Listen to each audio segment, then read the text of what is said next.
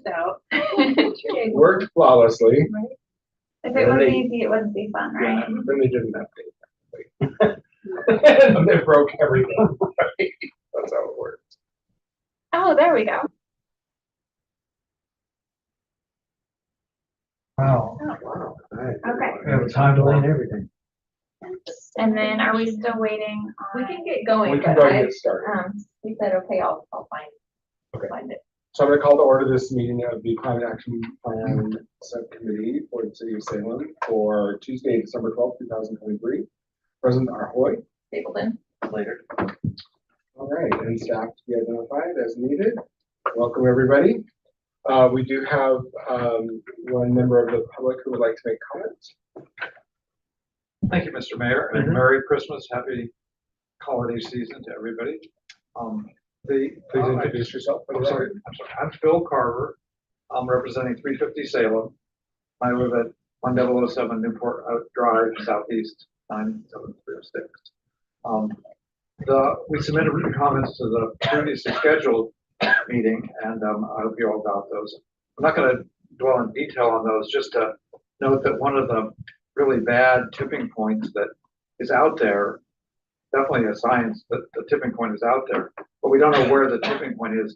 And that's when the nature stops being a sink and starts to become a source. Right now, about 40% of human fossil fuel emissions are absorbed in the natural environment, in forests, in the tundra, and primarily in the oceans. That's the biggest thing. And if any of those sinks become a source, then the amount of concentration of CO2 in the atmosphere will go up markedly from its current rate. And it's still going up, emissions are still going up.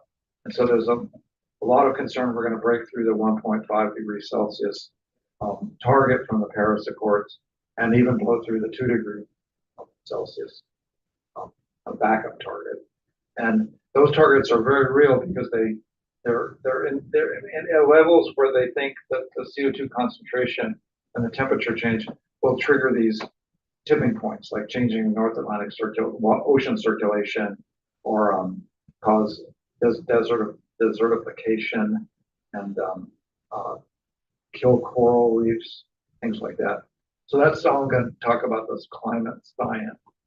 The second major point of the written comments was we request that the Salem City Council declare that it will apply a climate lens, as it does the current equity lens, to major decisions. And it would be a trigger. There would be a decision, is this a major decision or not? And then the climate lens would be applied, much like the equity lens is currently applied. And it wouldn't overrule any particular decision. It would just be like the climate lens, looking at the climate impacts of a particular decision. And we would particularly like that climate lens to be applied to the Revenue Committee. Have them look at the climate impacts as well as the equity impacts of the revenue proposal. And second, we would like to nominate Ray Quisenberry, and he will apply specifically as a representative from 350 Salem. He was on the previous Revenue Committee, and I think he was effective in that role, and we hope you will consider that. Thank you. And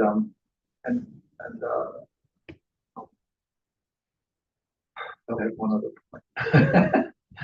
Oh yes, we had requested that a new inventory be done for 2023 because the previous inventory on transportation was unique, and it's now a real inventory, not a model number. But we only have one data point, and you can't do a trend line with one data point. I'm pretty sure about that.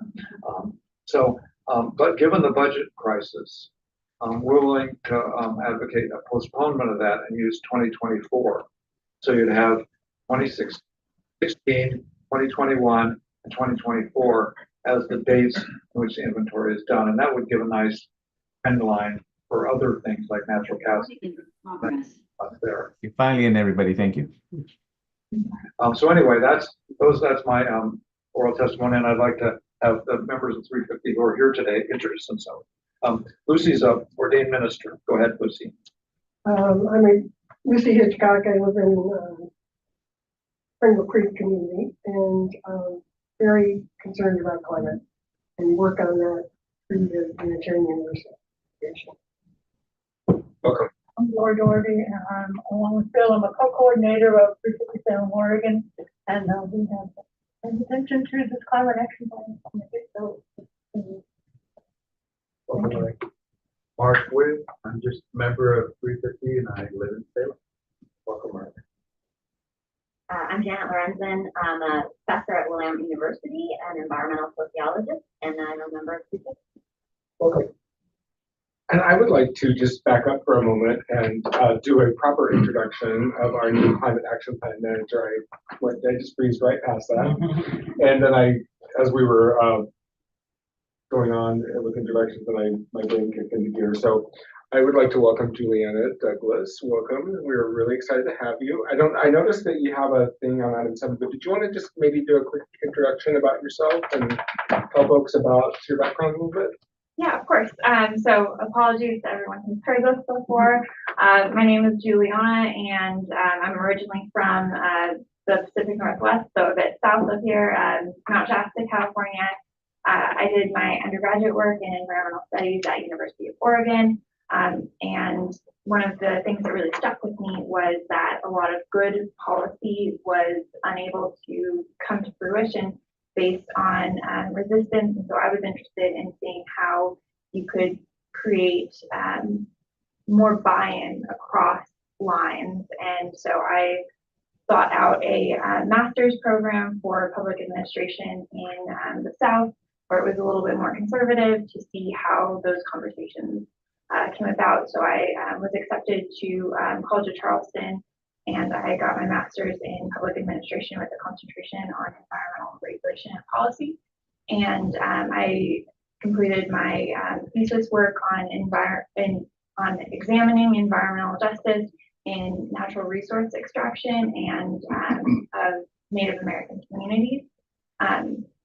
From there, I was really interested in materials management, and so I went on to work for a city in the DFW area of Texas, starting in environmental education for solid waste management. And I've had a few promotions over there. I got involved in materials management and grant writing, as well as really involved in wasted food. And from that, I was trying to help with people to reduce the amount of food that they were wasting and create systems that helped support composting. But the real benefit of food waste reduction is to not waste the food and to not take the food out of the ground that's going to be wasted. And so I was trying to figure out how to deal with this really big problem. So I reached out to one of the leading researchers on this, Dr. Ronnie Neff, and I'll get a little bit more into that later, but I got my second master's in public health from Johns Hopkins about wasting food and how that has an intersection with public health. We are so excited to have you here. Thank you. Very excited to be here. Thank you. Awesome. All right. Well, let's look at the approval of the 9/11/2023 minutes. Yeah, move approval of the minutes. I second. Any discussion? All those in favor say aye. Aye. Aye. Aye. All right. Now we are on to the Sustainable City Year Program, the Climate Action Plan Public Relations Campaign. Who's doing that? So I'm going to Okay. give the first two updates and then I'll hand it over to Juliana after that.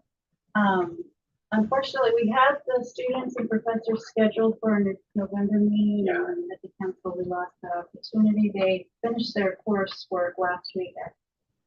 So you get to hear an update, a quick abbreviated version from myself. But yeah, I'll just dive right in. We had a great opportunity this fall to work with a team of public relations students through the Sustainable City Year program on CAP-related messaging. And specifically through this opportunity, we were teamed up with 5 students for the 10-week term, and we asked for their help with CM37, Strategy CM37, which is a public engagement campaign to educate on behavior changes that reduce. So we had those students, fresh minds, bright eyes, take a look at this. They looked at our climate action plan, they looked at our recent emissions inventory. They knew early on that they wanted to focus somehow on transportation emissions, but there was a lot of different directions that they could go with that. Pretty quickly, however, they narrowed their focus to vehicle idling. A campaign focused strictly on that, and I think because of that narrow focus, they came up with some pretty positive and creative messages. So just to quickly touch on vehicle idling, thank you, Juliana, for these pictures. I'm not sure where these came from, but pretty powerful display. It's something every one of us who has a vehicle likely does every single day. Sit and idling in traffic, through a drive-through, we're picking up our kids, and we don't really think about it. But that said, it is something that has a significant and wasted impact on emissions across the country and the world. These are just a few different estimates that our students found for us that kind of hit on that point. This information was sourced from, I should say, Department of Energy and Argonne. So one, idling for any period of time greater than 10 seconds uses more fuel, produces more emissions than starting and stopping your engine. Point two, about 6 billion gallons of fuel every year in the United States is wasted through idling. And I've seen a couple different estimates, but at least 30 million tons of CO2 are wasted every single year from idling. So it's it's a simple thing we all do every day, but it's a big percentage. And I should point out too, before moving on, there's also a number of known health effects related to emissions in the first place. And that includes asthma, allergies, and then I think certain heart and lung. Pretty powerful. And here's a quick look at the campaign that they produced. This is just an outline. But what this shows is 3 different focus areas, or really what they are targeted audiences for this campaign. And the first of these, really, they showed us that we had an opportunity to lead by example and to start our messaging internally with city staff. And their ideas for this were, one, we could do targeted messaging for those folks out in the field that use our vehicles the most, our fleet users. But we could also expand on that for general awareness to all city staff, and we could share that in the community. Their ideas for that focused on specific trainings. We could do repeat trainings to staff. We could do some kind of recognition program for those staff that do make behavior changes in the field and are able to turn off their vehicles, or help us to amplify the message. Second, they asked us to reach out to our schools and work directly with our local students and parents and teachers with this messaging. And I think this was a really fun idea, I thought, that they came up with, is that we could ask the students to help us create some designs or graphics for stickers, or it could be for signage that's fun, that's creative, that gets folks thinking about vehicle idling in a different way. And it could be something that becomes a contact at an individual school or between local schools across town. But we could then use those images in our campus material. Yeah, so I thought that was really exciting. I really love this one. I know that, if you go to any elementary school in our city around 2:30 in the afternoon, you're going to see lined up for blocks, cars, and middle schools are about the same. And it's every day. Yeah, so let's Every get day. them involved thinking about it. Yeah. And so then the third impact area is community-wide, that general messaging for the public. And of course, we're going to use the tools that we usually use for that, social media. They threw out billboards, which I think we have used in the past, signage, handouts. We'll take advantage of our local media partners that we have. But they also suggested that we reach out perhaps to local businesses too. In addition to our schools, maybe there's some of these businesses, drive-throughs, that would be willing to post some of the signage, share the stickers that are produced by our kiddos, and help us to amplify that message and to spread the word. So I thought, again, another great idea. The timeline that they produced for kind of all three different areas was just about a year, it looked like. And they did suggest that after that time period, it would be a really good idea for us to come back and take a look at how the campaign has gone, maybe do a survey to get feedback or solicit other responses from the public to see if there's any updates or adjustments that we could make. And then likely continue with some additional idling messaging, or we could venture off down a new. Can you tell me about the idle-free city that you have there, the picture there, City of Vancouver? How did that work? They Is that a did thing? not discuss that. They were just saying that this was an example of what could go up in drive-throughs if you look for it. And I didn't look into it, no, I should. I would love to hear what City of Vancouver is doing, and how it came about, how they are enforcing that. It's Vancouver, Canada, too. The examples they provided, Bend, as we all know, has a number. They're really focusing on roundabouts. They have a ton of roundabouts. City of Portland, they recently, I think, developed an internal administrative policy on vehicle idling. And I'm not sure we're there yet. That's something that we could think about. We do training and other communication. Do you remember the other examples? Those two stood They out. had a couple international examples that I think were less applicable, like Paris. We're looking into more, and we'll definitely that's the thing. Yeah, if you need somebody to go to Paris, then look into that. I'm willing to use. Noted. Yeah, the whole committee would love to. Appreciate the volunteers. Understood. You have to go by road. That's right, yeah. Field trip. Yeah, it's interesting to talk about this because I see more and more drive-throughs being built. Yeah. I just noticed 2 new ones near my house. And it seems that a little bit contradictory to be permitting in development of drive-throughs. They've never talked about dangerous idling. There's a whole thing on NPR, was it this morning or yesterday morning, about the proliferation of drive-throughs and idling. Is that right? I missed it. Okay. Mhm. Yeah, it'd be really interesting to see how other jurisdictions are tackling that issue, and there's some kind of, I mean, how are we, since we already have them, how are we, handling that situation? But maybe how do we have the conversation about not getting more? And I was mentioning to Juliana yesterday, Brian, this is kind of a note for you. You said Giuliani. Juliana, Oh, okay, as opposed to Rudo. Okay. just Juliana. This is for you, but I know there's like just in the downstairs in the parking area, a lot of times we have vehicles idling, city vehicles, but also we have our generator testing that we seem to do very frequently that goes on for a very long amount of time.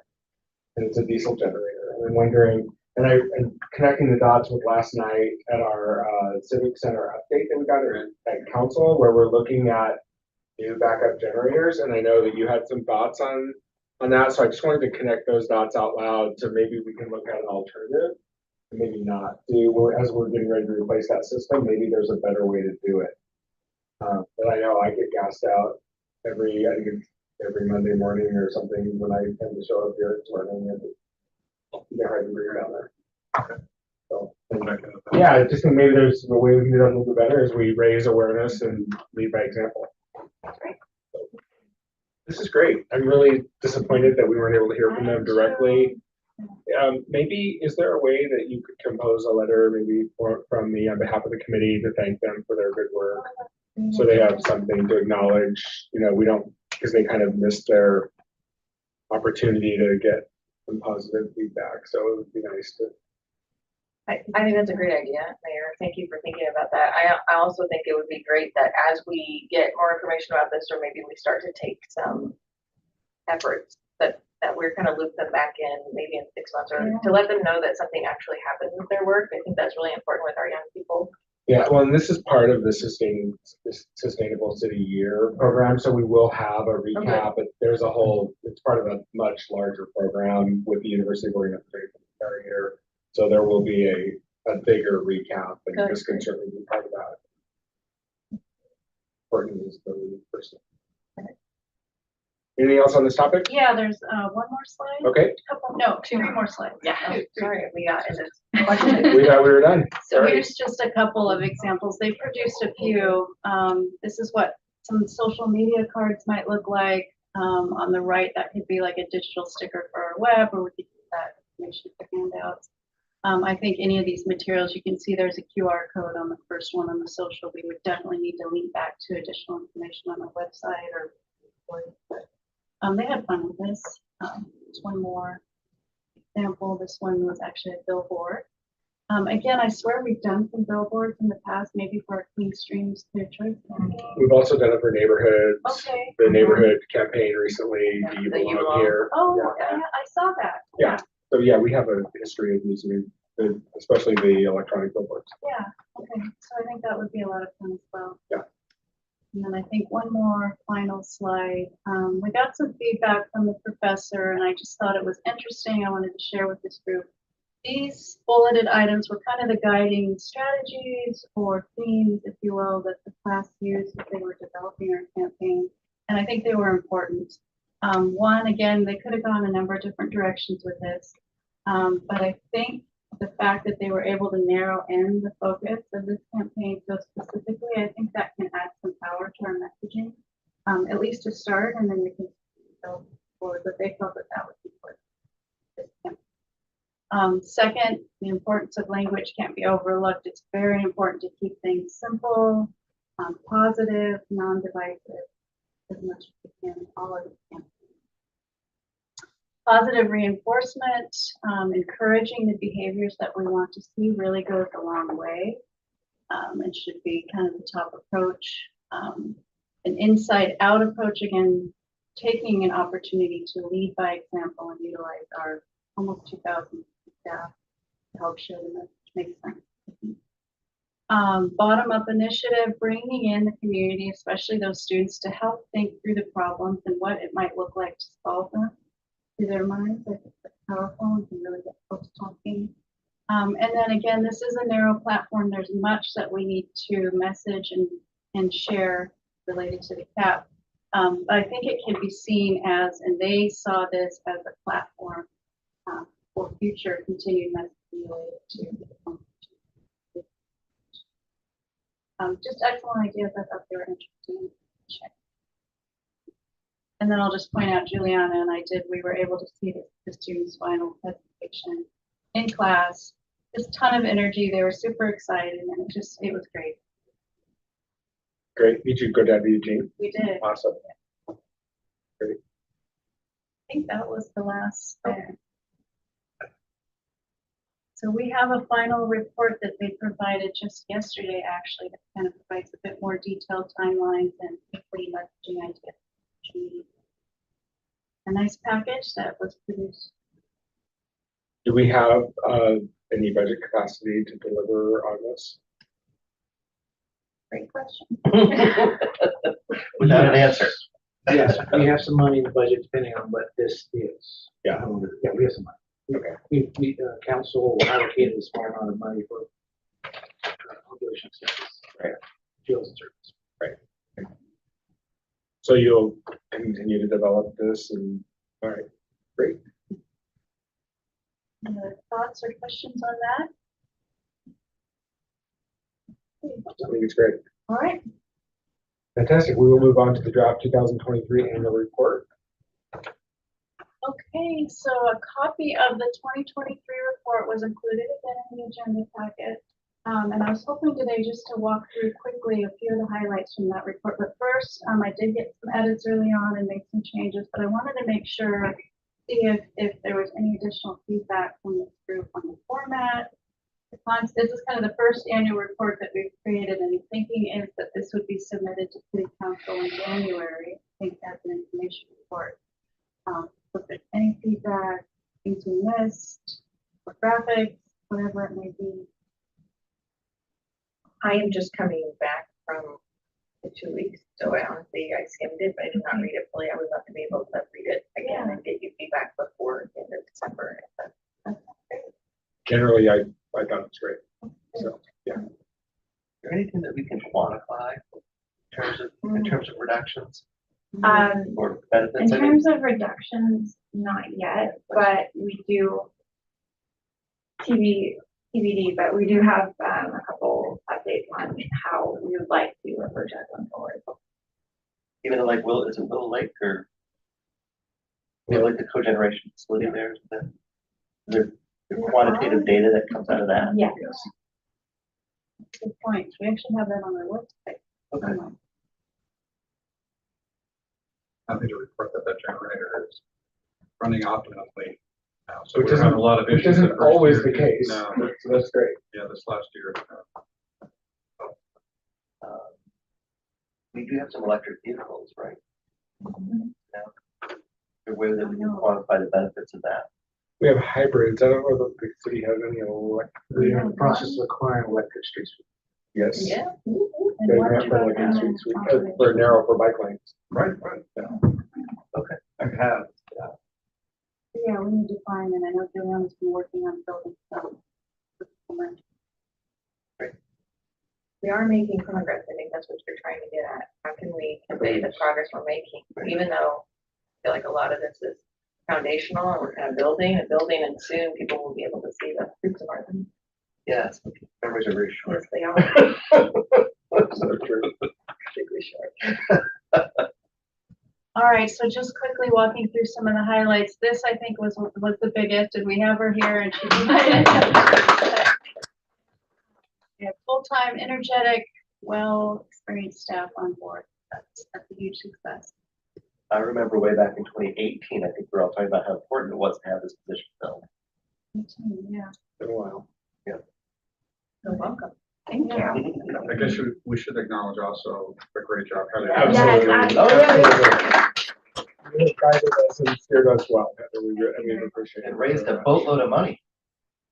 Yeah, collectively, we have. Yes. Yeah. That's really important too. Maybe that should be included in the report. Well, thank you. It's Granted, sprinkled throughout. I had a quick summary though of our grant fund. Yeah, it is important. We can highlight it better. Yeah. Couple other updates. I don't know if we were the first. We were one of the first cities, it seemed like, in Oregon to move forward and eliminate parking minimums. Took effect May 24th, so that's a big deal. We completed our first update to our community-wide sector-based greenhouse gas emissions inventory. And it was recommended at the time that we repeat that every 2 to 5 years. If you're interested. That was a process that took a few months to collect the data and review, so that was a big deal. Yeah, I just want to pause for 1 second on TL40. That's a big deal. Yeah, I mean, we tend to just, oh yeah, we did that and we're moving past it now, but it's, I think, actually long term, that's a really big deal, and it took some doing on council to make that happen. And so I just want to just kind of like take a pause for 1 second and just say that's a big deal, Yeah. and I'm glad we got it accomplished. You know, I think everyone knows I'm in the graduate program for planning at University of Oregon. I did not know that. Yeah, so although my sustainable city project was in Corvallis, but the faculty there looks to Salem as like a statewide leader on climate. So it's just very interesting to hear that. They're like, well, there's a lot of things going on in Salem. We're really, so it's fun to hear. And before we started our climate action plan, literally we were not the leaders. We were not. Not even. We're the tail end of We weren't the, even in the middle of the pack. distribution there. Yeah. Yeah. So we moved a long way in the Yeah. past couple of years. So it's very interesting to hear that from, you know, an independent Yeah. authority. Thank you for saying that. Okay, and then on the energy front, specifically for EN12, which is municipal energy use, we've got a number of different efforts underway. We've been engaging with the National Renewable Energy Lab through their Communities to Clean Energy program, receiving free technical assistance and support from them for the development of a scope of work that we intend to use for an energy master plan. A new update that we just learned last week is that we've also been accepted into a separate C2C program, which is a peer learning cohort program for 6 months that pairs staff with staff from other jurisdictions as well as energy experts. And so Juliana will be attending monthly kind of workshops to really get engaged in that discussion. So that's another cool, very cool opportunity. These are federally funded programs. Yeah. So, and then we have been talking for some time about submitting, and we still intend to submit an application to the Department of Energy for the EECBG Energy Efficiency and Conservation Block Grant. That's actually not due now until the end of April, so we have a bit more time for that, and we hope to use those funds for the Energy Master Plan. Great. I apologize, because this is on my brain loop, so I want to back up to the campaign for 1 second. Okay. I'm still processing. I actually have an intern from Willamette starting in my office in January, right after this meeting. And her focus is going to be on youth engagement. So we could actually, she could actually really help us with that whole student campaign on the idling. So I don't know what in that verbiage right there triggered that thought, but wait a minute, I actually have a resource that we'll be able to use, and she'll be with us through the spring. So yeah. Thank you for sharing that. Yeah. Okay, and then back to energy, just wanted to point out quickly that staff from Willow Lake, which happens to be our largest energy user for the city, just recently signed an agreement with Energy Trust of Oregon to enter a strategic energy management cohort, which is at least 6-month program. It may be more, whereby staff learn operational changes and adjustments that they can make on the ground with the energy efficiency. And then speaking of grant funding, we did receive, it was $1 million grant from ODO, Oregon Department of Energy, to upgrade the boiler system at Willow Lake. Also. Fantastic. Good news there. And then speaking of grant related funding, yeah, quick summary, I think we need to highlight it better elsewhere. So there's that $1 million grant from Department of Energy. We also received $1 million from Forest Service to increase tree plantings in underserved areas. I think we got the largest amount to any city in the state. Did we? I think I so. didn't hear that. Yeah. Okay. We were one of only like 2 or 3 cities in the state that received that. So in all, we've got the electric street sweeper now, the compact street sweeper from PGE. We also received almost 200,000 PGE for additional infrastructure for our electric fleet, both here at City Hall and at the operations building. In all, just under $2.5 million in 2023 alone, and that doesn't count the $1 million that we received last year for the microgrid from ODO. That doesn't count the EECBG funding we'll be applying for soon, and then their charging and fueling infrastructure grant on in partnership with Politan. Back in on that, but Was there money associated with the truck charging station going in at the airport? I'm not sure. Okay. the what we do. Oh, with the lobby. Mm-hmm. But that, to me, that might not be grant money, but that seems like something that we ought to be at least acknowledging, or maybe taking a little bit of credit for putting on city property. I think something that's going to have a big impact. I agree, that's big. It's in the next slide. Oh, It was great. also in the annual report, but kind of buried. Yeah.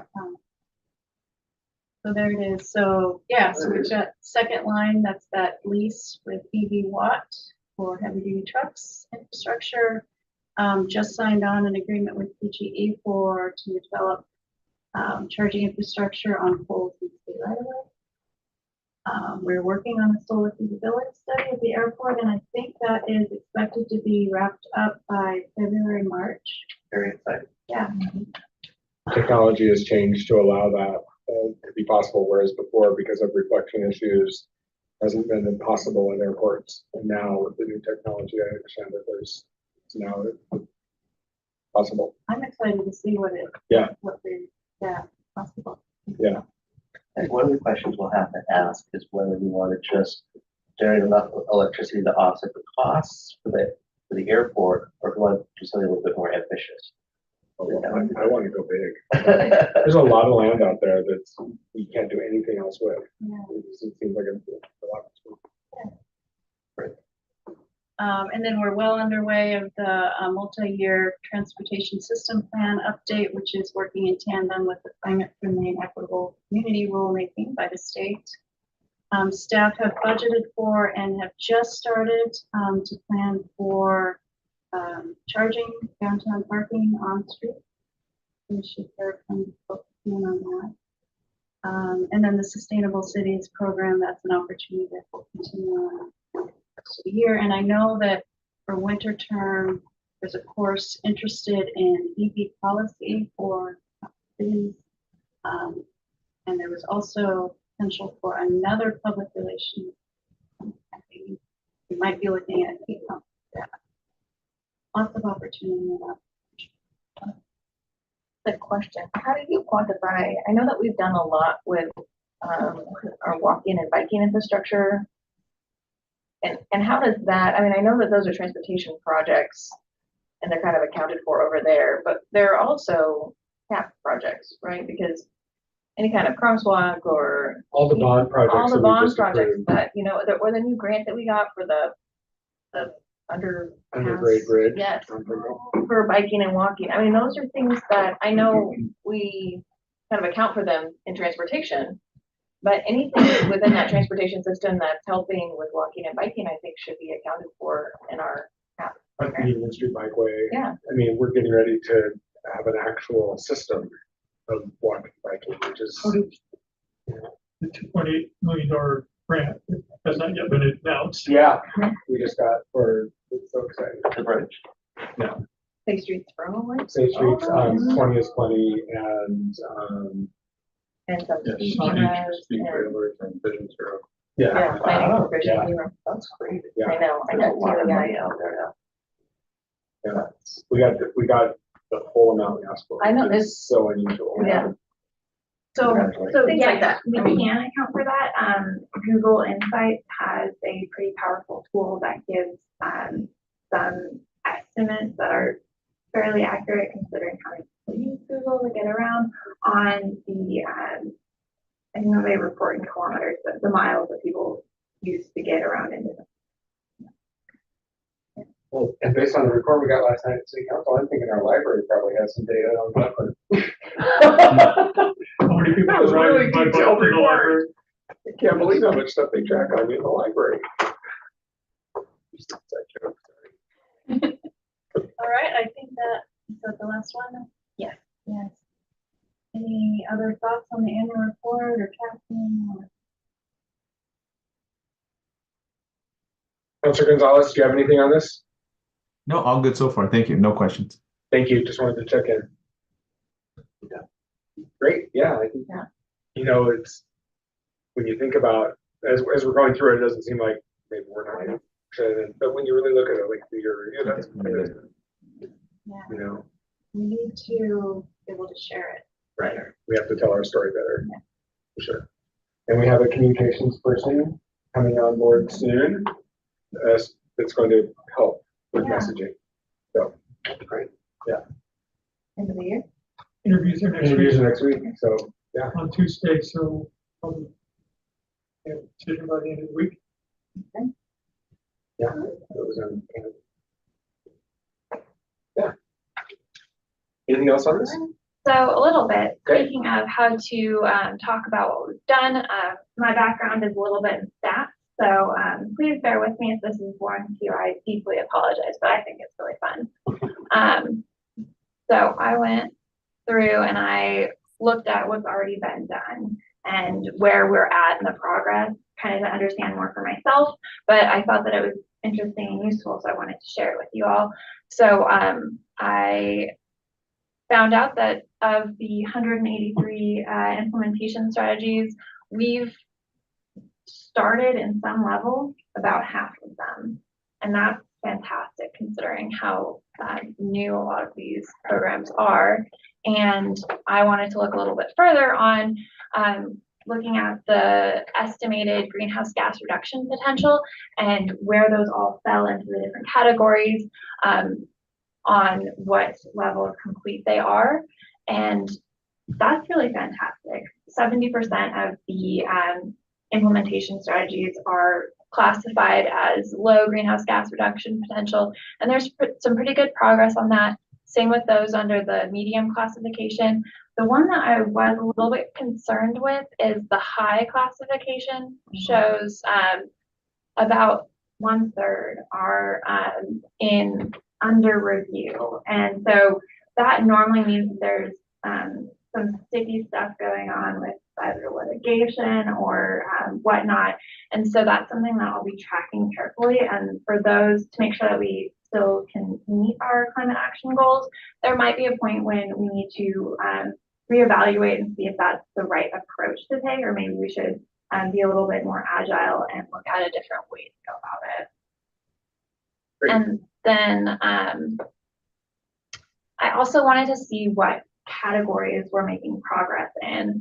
So of all of the sections in the implementation strategy, we have really good progress going on in transportation and land use and natural resources. It's lagging a little bit in energy and community. And I'm thinking one of the main reasons for that is there is other staff that deals with transportation, land use, and natural resources. And because we're franchised for energy, there's not really staff that are helping with that discussion. And community kind of falls in also a similar limbo situation.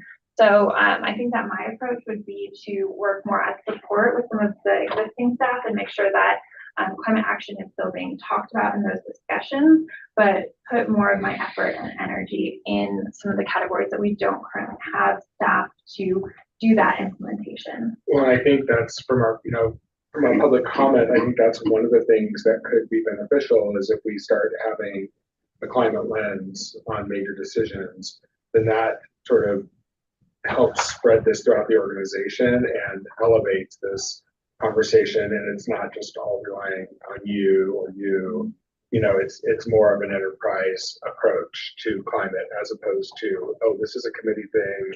There's this one little discrete area. It really is embraced by the enterprise. So I think that could be very helpful. I wonder too, on the energy side, if that's one of the areas where we have very little control over. And I suspect that's a big part of it. I don't know if it's worth relooking at the energy priority list. If I recall, a lot of it has things like natural gas and PGE, which is really hard for us to change. Yeah, I think that's Those are the under review ones. one of the reasons we started with that municipal and 12, our own energy use. Because Right. It's something we can actually impact. Yeah. Right. I worry about setting goals that we don't have the ability to accomplish. I think that's And what then Juliana holding- was saying. It's like we might need to Yeah. look at another way Yeah. to accomplish. I don't want to take the blame for something that I can't actually accomplish. Absolutely. And there are ways to approach solutions differently. And I think that the approaches set out have really valid points and there's really strong research behind them. And we just might not be there. It might be politically infeasible. It might be that we don't have control over the right levers. But for right now, I think hanging tight and seeing how it starts playing out. And if it's not going down the correct road, maybe realign our vision of how we accomplish those goals. Can we talk a minute about the climate lens and what that would look like and how we accomplish something like that? Do you have kind of a vision in mind or like? I'm not sure we're ready to have that conversation yet, but we Okay. definitely could have that conversation. Yeah. Not today, probably not. Yeah. No, I'm wondering if maybe we can get that on an agenda. Yeah, I know that we chatted briefly about it yesterday, and I think there's some more, some like preliminary work that started. Yeah, for sure. Great.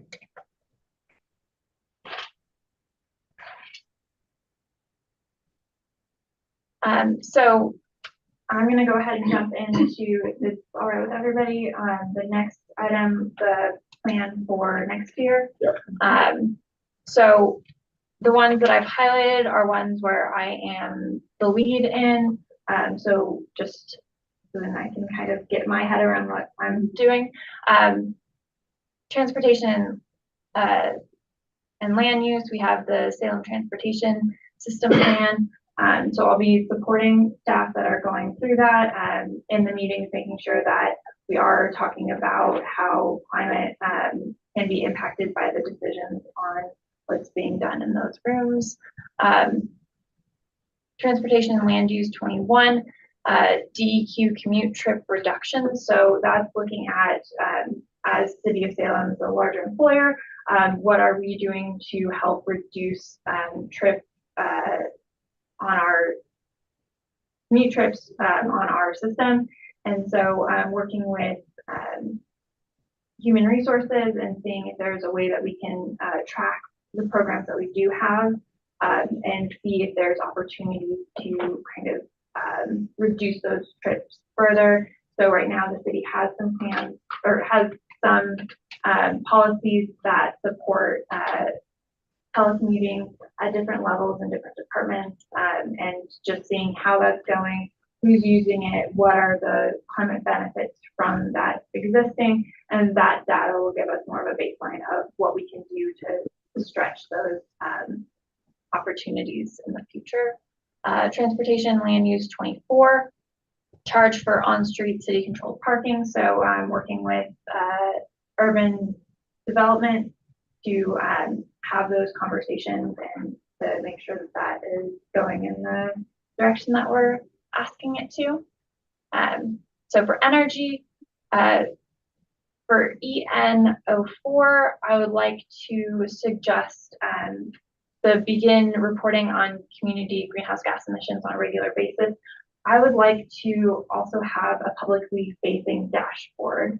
And so that way we could get at what is our impact. And on that, we can have things being tracked such as energy use, and depending on the quality of the data, we could get it so it's disaggregated to a very, very specific level. So we could possibly, just depending on the data, again, I don't want to overstate, but we could possibly get it down to by building what's being used at the different facilities. When are we having big spikes? And so we might be able to have the opportunity for load peak shaving and things like that. So just getting more in the with that data and having the ability to share what we're doing. Councilor Gonzalez, did you have a comment? You came off mute.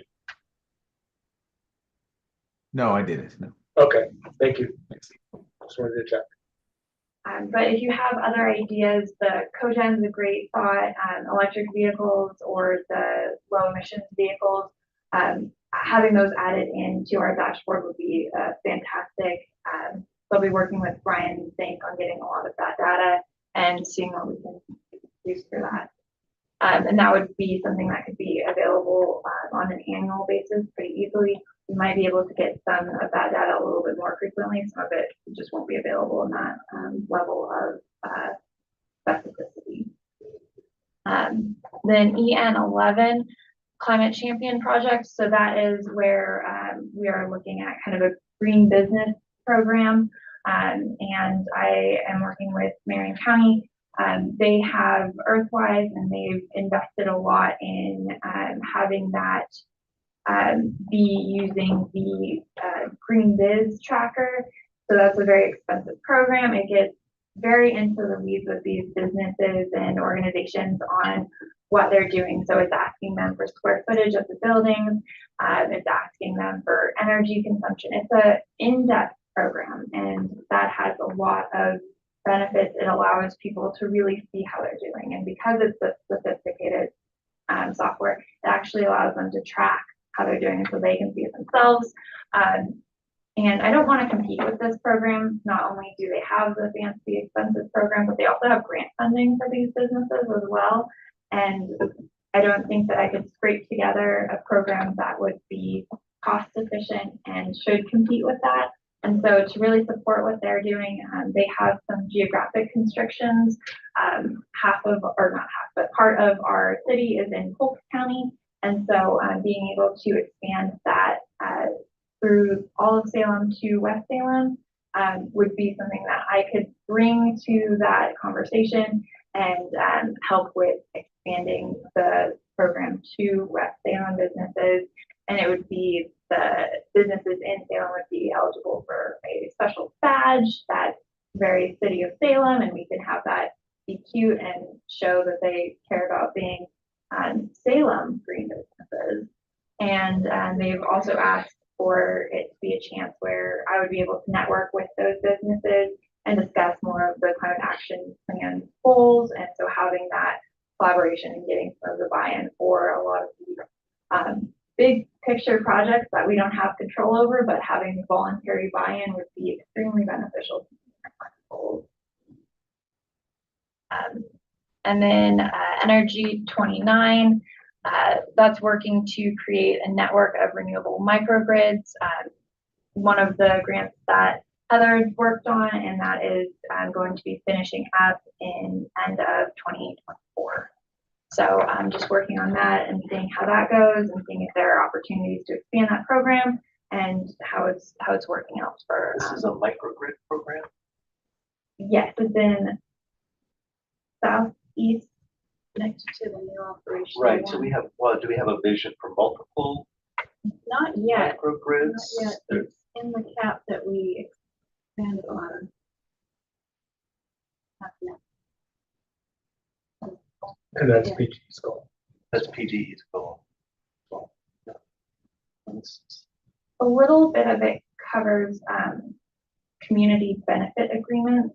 So PGE has to get so much of their energy to be no emissions. And so what it could look like in the future could be onlining more of these types of projects and having them go towards PGE's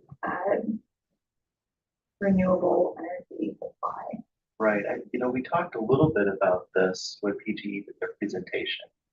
I think there's a lot of opportunity for the city to benefit from PGE's new requirements to purchase local green energy. And it fits in with the resiliency angle with the microgrid as well. At the airport, I think there's just a number of pieces that if we had a longer strategic plan around this, could shift the conversation a little bit and free up resources. I think they have a mandate to buy 20% of their electricity from community sources, non-utility scale sources, which creates a market for locally produced electricity. If it's all connected with the microgrid, it significantly increases resiliency in adverse events. It just seems that, if we think about this as a longer term 5-10 year plan, we could be in a good position. I don't know how to get there, but I will just throw that out. I'll absolutely keep an eye on how that's developing and if there's opportunities to be agile and to seek future developments in this. I will certainly let you know when those become available.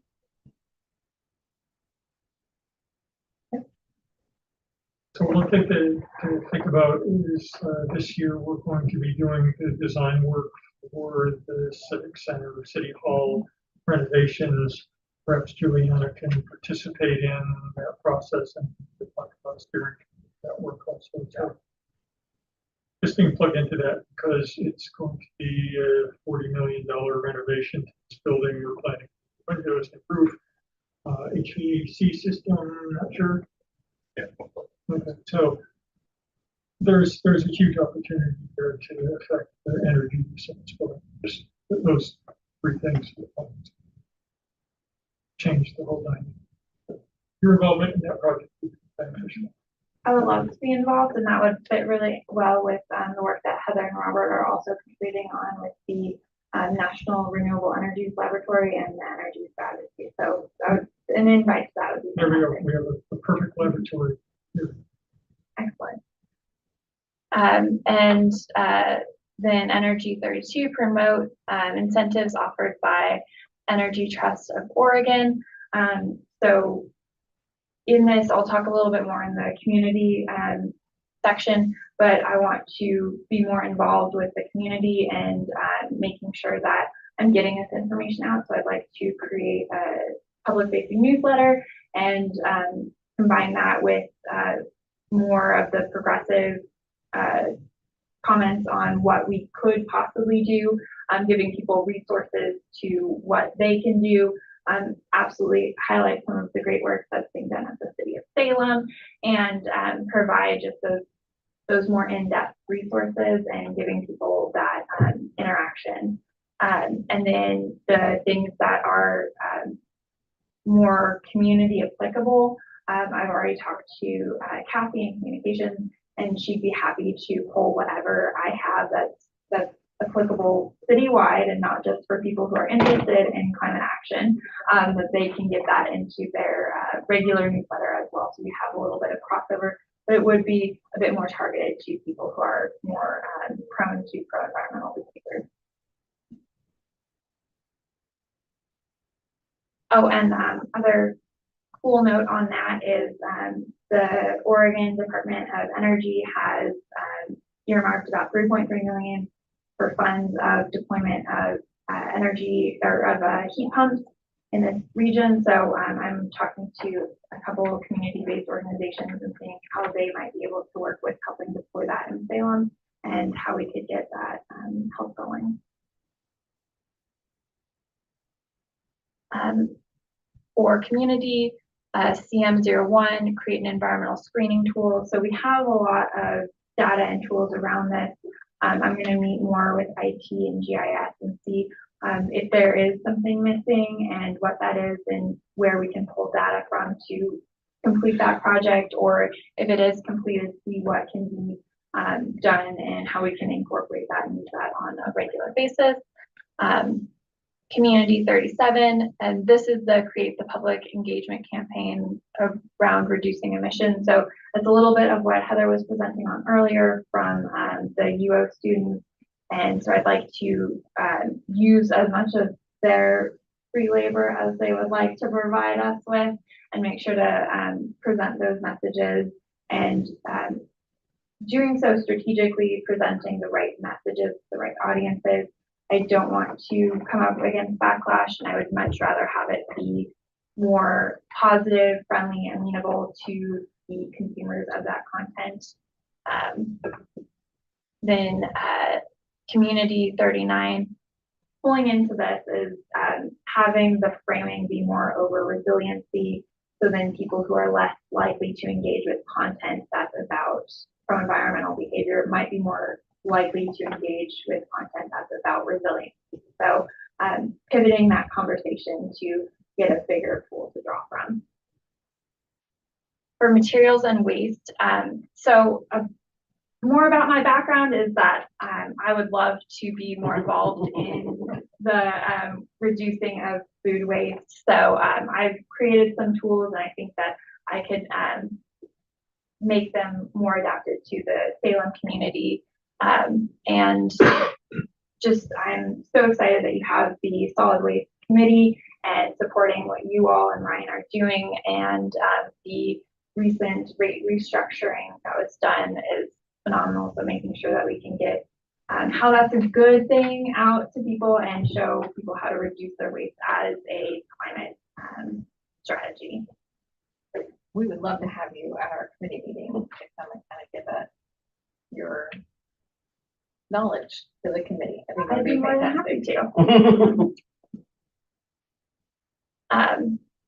So any questions or comments? And this isn't a whole list of every single thing. This is kind of to get a taste of what I'd like to focus on. But like I said earlier, if there are opportunities to be agile, and especially since there are so many grants coming out, if there's an opportunity to take advantage of one of those, certainly there's going to be some wiggle room to make sure that we aren't missing out on dollars to do some great projects.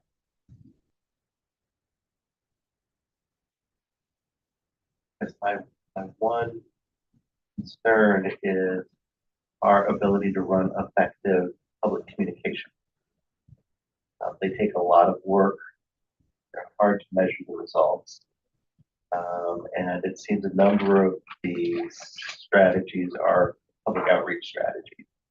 I'm just a little cautious about that.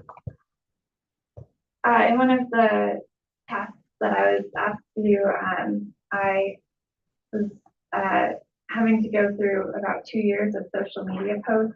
So I understand your concerns and I absolutely will try and create as amenable content as possible. That's why I'm thinking that the newsletters would be a good start because they would give people the opt-in, opt-out ability. And so people engaging in that content would be more likely to want to engage in that content. And then from there, developing out to what would be more amenable in the community. But I'm certainly open to suggestions. What good could possibly come from going through 2 years of the social media posts? I was trying to find when the first time we used the climate action plan logo was for a trademark. Oh, okay, gotcha. It was peripheral, but it was fine. Gotcha. No. Like, why would you do that? I mean, I get your concern, but at the same time, we can't not do it. Right. You know, like, we're never gonna reach our goal without community buy-in. We cannot do this single-handedly, like, everybody has gotta be on board for this, and therefore you have to do community outreach, but I totally get what you're saying, like, how do we even quantify this, or know that what we're doing is working? I mean, that's the whole struggle we've had for a long time with communication at the city in general. Well, and that's why I'm really excited about our new Yes. communications person who will be a communications professional leading this effort Mhm. at the city level. I just hope we don't bite off too much on the communication side. Like heat pumps, I think we can measure, right? If you really want to push a program like heat pumps, or if we have businesses that buy into Earthwise and we can quantify Mhm. the outcomes of, you know, in terms of reduction. If that's my hope, is that they're tied to something that we can measure otherwise. Social media posts to the ether. Now, and we've talked about this a little bit in the context, but just because we can't necessarily measure the effectiveness or quantify doesn't mean we should do it.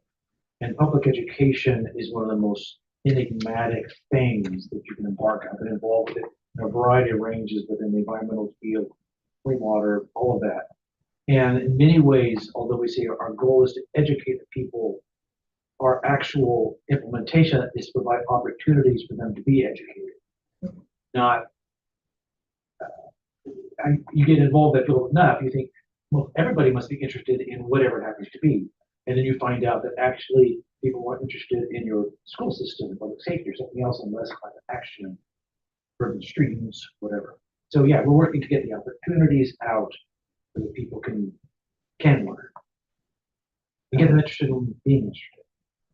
I really like anything that goes with schools, Yeah. because I feel like that's where you can really shape, you know, that's what I love about the free fares on the bus that you brought forward, what was that?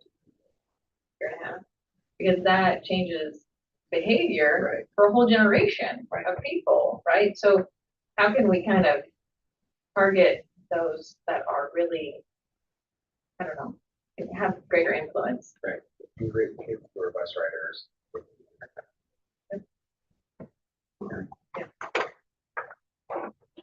And parents take surprising amount of leave from their children. Yes. No. Just my thought. I don't know if we're allowed to make.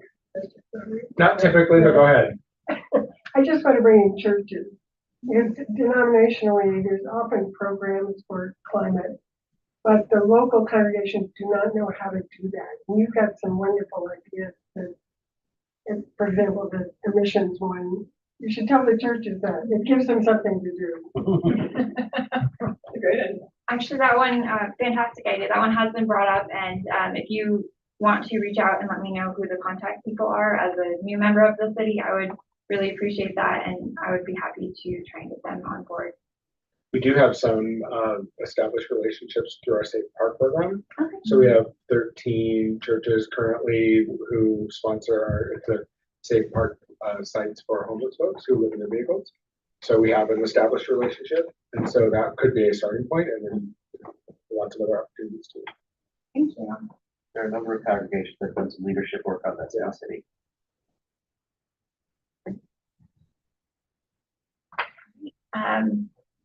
Oh, sorry. And I guess our next item is the Bloomberg American Health Initiative. So when I was an environmental educator, one of the things that I got to do, it was a privilege, was we had recycling in the cafeteria.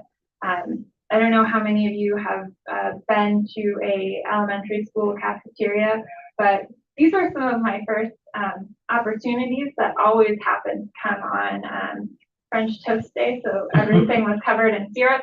But that's aside from the point. What we started doing was I had never seen this much food waste before, and I was really shocked, and I was like, what can we possibly do? So I started going through the EPA's model for measuring wasted food at schools. And so I would get PTA parents involved, and we would do a whole food waste audit a couple days at the schools. And the most impressive thing that I noticed was parents would come in and they would be like, my child does not waste food. Their child would come through the line and they would be like, oh my gosh, my child wastes food. We have to have conversations about this. And one of the other things that we noticed was if you see on the top two photos, those were unopened, uneaten, packaged food waste, or food that was going to go to waste. Food that the students have decided that they weren't going to eat, they weren't going to keep for later, they put down to be thrown away. And to verify that that's what was happening, we went dumpster diving. Let me know if you ever want a chance to do that. But we went dumpster diving, and the other photo is actually the whole unopened, uneaten food that was in the dumpster. And those are both from one day at schools with about 700 students. So we're looking at about 40 pounds per school per day with that level of attendance. And so I was really motivated by this. I was like, we have to be doing something. So I reached out to Dr. Ronnie Ness, and when I told her what I was looking at, she was like, well, if you want a systems approach and you want to look at how you can benefit the community, there's this new initiative, and she invited me to apply for the Bloomberg American Health Initiative. We call it WAHI, just so if I abbreviate it, we're on the same page. And I was accepted for the 2020 year. So I had the privilege of getting a master's in public health during a pandemic. And then I finished up the program in 2022.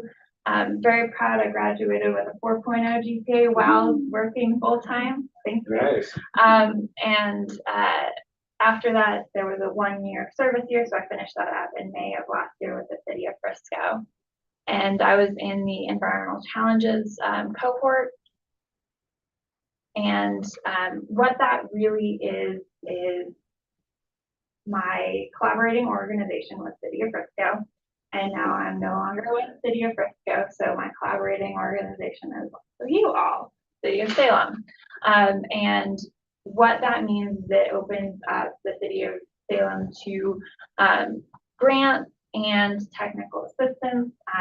One of the cool things about this is Johns Hopkins attracts fantastic professors. And so one of the cool things that I saw was the conversation around narrow streets. The article that was being passed around was work done by one of my professors that had taught on built environments for healthy and sustainable futures. And that was quite cool. But it means that you have a direct tie into that technical assistance. They also have an annual summit, and they can provide up-to-date research, but it would give the city a direct way to collaborate with these institutions. And what the work I did while I was in that program, my practicum and unique research was conducting focus groups on wasted food behaviors and how that was applicable to the solid waste management plan. And I wrote a food waste and reduction and recovery framework for an addendum to the solid waste management plan. And then they also posted a applied experience award. So it's a very small grant amount. I think they got like $3,000. And when they had posted that, I just had a class, and I came up with kind of a cute public engagement campaign around reducing the cognitive dissonance associated with the behavior of wasting food. And so I was able to actually fund that cute little idea and do a little bit of research around it and create a guidebook on how to track the food that you waste and how to waste less food. And that was honestly just a fun project. And then annually they have 2 rounds of funding for network practice awards, and those are $25,000 each. Last year, City of Frisco applied and was awarded 2 of those grants. One was for stormwater green infrastructure, and one was for a water backflow prevention education display and program. And then there's also a high impact grant. That one would require a couple collaborating organizations. They're more focused on widespread applicability. So if you're creating a program or if you're doing a data collection to address some of these problems. And while I was in the environmental challenges cohort, there are actually 5 cohorts. It's addiction and overdose, food systems for health, violence, adolescent health, and so this program is open still, and if people are interested in getting a master's in public health or a doctorate in public health, it's a free, about $90,000 education, and it's really targeted for people who work in public health outside of the traditional sectors. So if other City of Salem employees are interested in it, or if there are other and different parts of the City of Salem that think that they could benefit from some of the technical expertise or the grants associated, I'd be happy to play liaison and help get us connected to some of that. So I was asked to speak a little bit on that. Was that what you had in mind? Great. Okay. There any questions on that? But to be clear, we have our own Bloomberg fellow. We're gonna have another one. Congratulations. We're gonna get another one this summer. Is it from I think from John Hopkins. Yeah. Because we're in the Behickley program, the Bloomberg Harvard City Leadership Initiative. So yeah. Oh, it is from Harvard. Okay. Small from Harvard. Yeah, our kids' school did the yellow buckets and weighing all the food. And this was before COVID. They used to have a sharing table, so if they weren't gonna eat it, it wasn't open, you could share it. But now with COVID, they don't do any sharing anymore. So everything is going in the garbage again, which is really a huge step backward. There's a public health lens that we can apply to the transportation system. There absolutely is.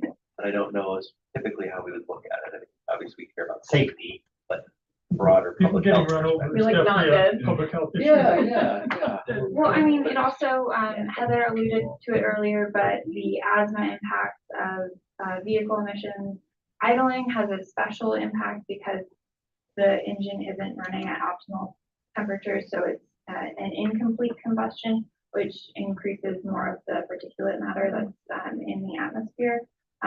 But all vehicle emissions does have associated emissions that are harmful to vulnerable populations, youth, elderly, and those with breathing conditions. So people who work in drive-throughs should get like hazard pay? I mean, probably for more reasons than just the emissions, but Just being the behavior part of it. I'll let the mayor say that. Okay. Do you have anything else? Don't have anything else. All right. Well, thank you. We are meeting again on January 8th. And until then, we're adjourned. Thanks, everybody.